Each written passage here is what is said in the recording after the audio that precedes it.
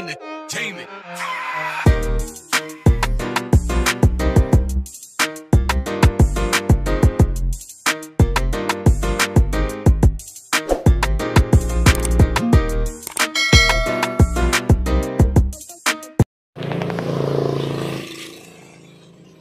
Okay guys, ang Mio ay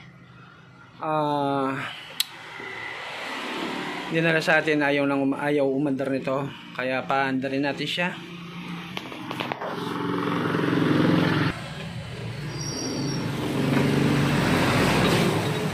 So guys, ayaw umandar, bubuksan namin yung cylinder head.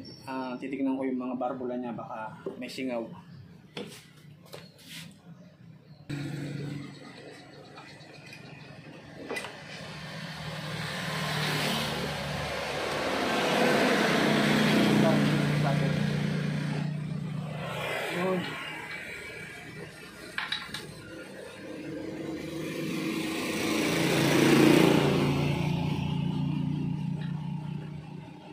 Guys, bagong gawa lang to, kitang-kita no, pero ayaw umandar.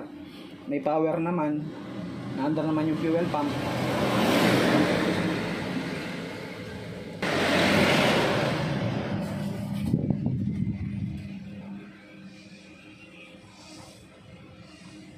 Ayun no, may tagas. Ayun.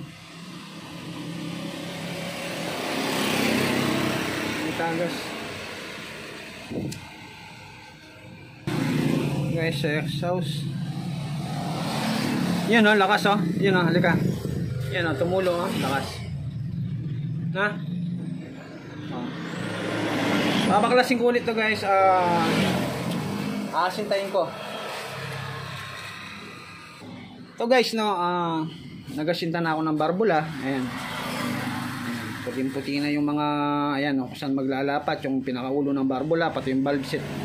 Kailangan na talagang ano yan, maasinta para walang walang singaw. Okay guys, timing nito Mio i 125. Ito yung marking na. Yan, tapos ito lang. Pagtapatin lang yan guys. Ito index mark, tsaka ito.